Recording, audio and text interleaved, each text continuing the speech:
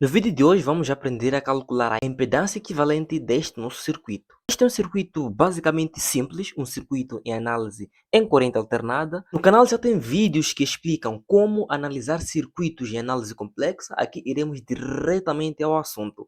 Bom, para podermos calcular a impedância equivalente desse nosso circuito é uma coisa muitíssimo simples. Primeiro, é o quê? Se fosse um circuito simples de análise de corrente contínua, nós simplesmente somaríamos este e este, o 208, e faremos o paralelo disso que vamos encontrar aqui com este elemento e por aí vai. Aqui o conceito é basicamente o mesmo. O que muda aqui é que os números que estamos a analisar são números complexos. Como é que vamos fazer isso? Primeiramente, vamos analisar o nosso circuito. Olhando aqui, temos uma resistência, está tudo bem. Olhando aqui, temos um indutor, que é dado em Henry, também está tudo bem.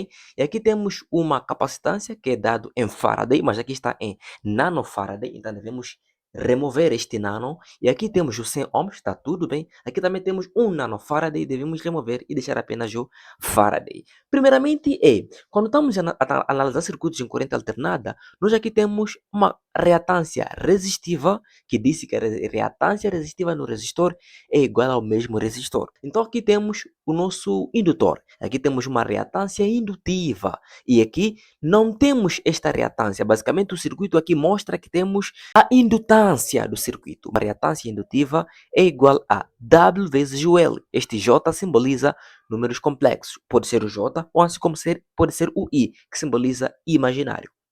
Então, o que nós temos aqui? W, que é a frequência angular, vezes o L. O L é o valor da indutância, que é este que está aqui. Então, usaremos essa fórmula para encontrar o valor real deste nosso indutor. Igualmente, aqui na nossa capacitância, precisaremos também calcular a reatância capacitiva. E para isso, usaremos esta fórmula aqui, o XC, que diz que é 1 dividindo por J, que simboliza números complexos, W vezes o C. W é a frequência angular e o C é igual à capacitância, que aqui neste caso é de 1 nanofarad. Então, vamos lá começar com a nossa resolução. É muito simples isso. O que vamos fazer primeiro vamos pegar este nosso indutor e vamos calcular a sua reatância. E vamos colocar que a reatância do indutor vai ser igual a o J, que significa complexo, ou vocês também podem dizer que é I, né? Que não tem nenhum problema. Vou colocar aqui o J vezes o W. W significa frequência angular. Só que no nosso enunciado pediram para fazermos o cálculo da impedância equivalente de um circuito que opera com 60 Hz. Então, o que significa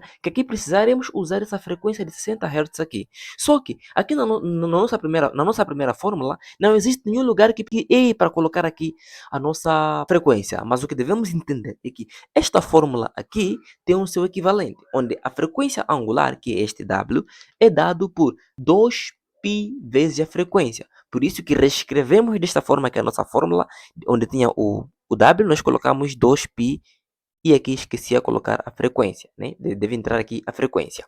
Simples quanto isso. Então, da mesma forma, vamos começar a calcular. Temos aqui o W, que já está. Vamos colocar aqui o 2π vezes a frequência. A frequência é de quanto aqui? A frequência é de 60 Hz. Então, vou colocar aqui de 60 Hz vezes o valor da indutância aqui no nosso indutor. A indutância é de 8 Henry. Então, vou colocar aqui exatamente 8. E fazendo esta operação, encontramos um valor de exatos J 3015,93 ohms. Ohms por quê? Porque reatância é dado em ohms.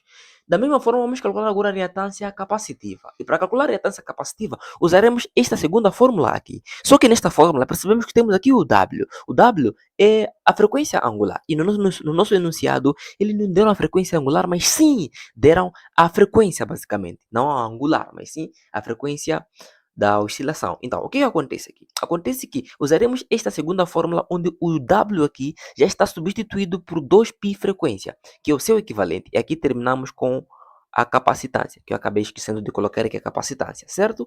Então, desta forma, vamos colocar aqui agora a reatância do nosso capacitor vai ser igual a...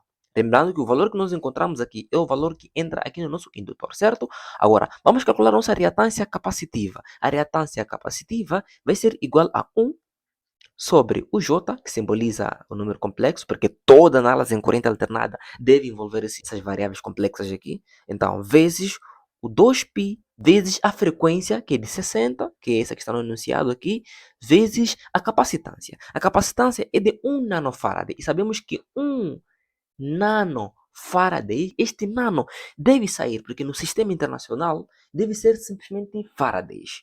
Então, vamos colocar 1, onde 1 nano equivale a 10 levantado menos 9. Isto aqui simboliza 1 nano. Então, vamos colocar 1 vezes 10 levantado a menos 9. E terminamos com o Faraday. Então, vamos chegar aqui, vamos colocar o valor da nossa capacitância aqui, que é 1 vezes 10 menos 9 farads nesse caso. E fazendo esta operação, vai nos dar um valor menos J 2.65. Ou também, se vocês quiserem reescrever isto aqui, você pode simplesmente dizer vai ser igual a menos 2,65i. O i simboliza imaginário. Então aqui vai conforme a sua vontade. Se tiver o i ou o j, assim como está, é tudo a mesma coisa. Entendemos agora que, como já calculamos a reatância capacitiva neste indutor aqui, vejamos que aqui é de 1 nanofarads e substituído pelo seu valor vai ser este. E aqui também temos a mesma situação que é 1 nanofarad.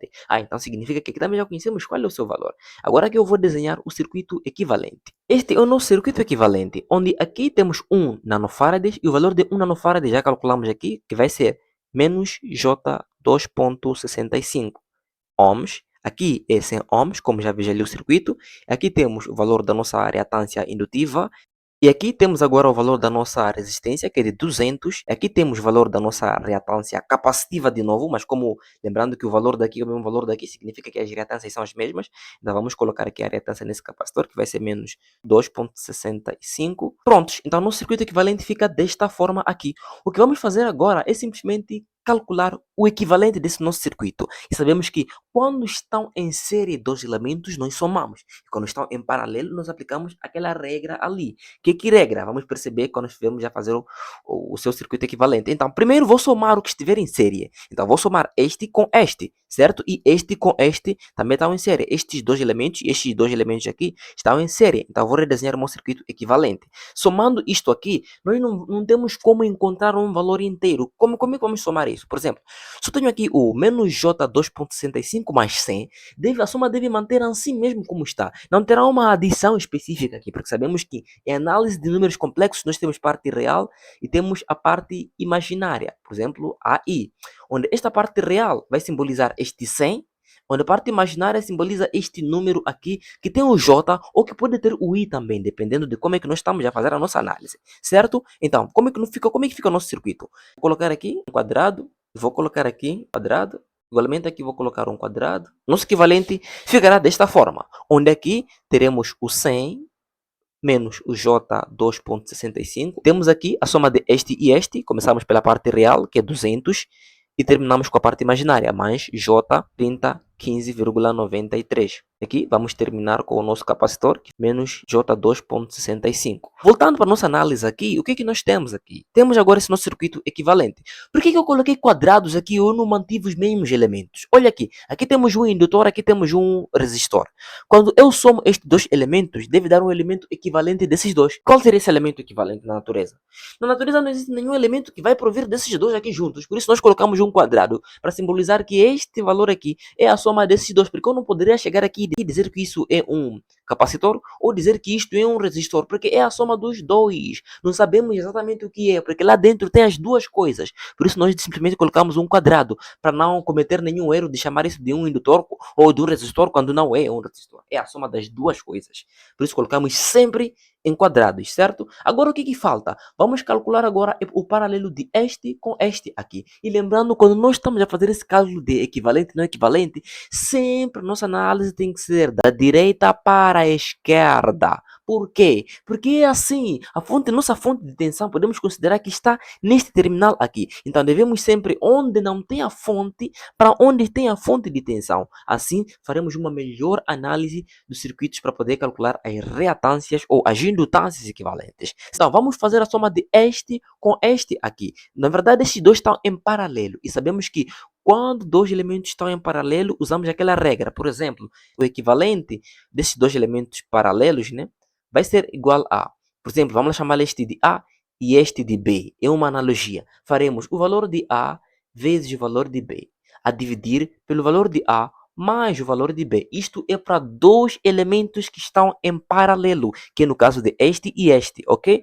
E quando estão em série é só somar. Agora, se você que não sabe o que é uma coisa em série, uma coisa em paralelo, deve voltar para as aulas iniciais que ensinam bem isso, certo? Agora, como é que vamos fazer essa nossa análise? Simplesmente vamos fazer assim mesmo. Vamos lá substituir nossos valores. O valor de A, podemos considerar, do primeiro elemento é este. Vou colocar tudo isto, mas em parênteses, né? Vezes o valor do B. O valor do B é um valor de menos J 2,65. Lembrando que o J aqui simboliza que estamos a trabalhar com números imaginários. Aqui embaixo, vamos agora fazer o quê? A soma do A e o B. O A é qual? É este primeiro elemento aqui, entre parênteses, lembrando, mais este outro valor aqui, que é o valor do B. Este aqui é que será a nossa operação. Depois de fazermos essa operação, o que falta agora é redesenhar o circuito equivalente, onde temos esta, lembrando que fizemos o paralelo de este e este. Então, o valor daqui estará em série com isto. Significa que fica o elemento aqui, que já estava, e este outro elemento que está aqui embaixo, que fizemos o seu paralelo. Então, neste ponto, temos aqui o 100 menos o J 2,65. E aqui temos o equivalente, que foi este elemento aqui que encontramos de 1,5 vezes 10 levantado a menos 4, menos o J 2,65. Lembrando que tudo isto aqui sempre é dado em ohms, né? Devemos sempre lembrar dessas unidades aí, certo?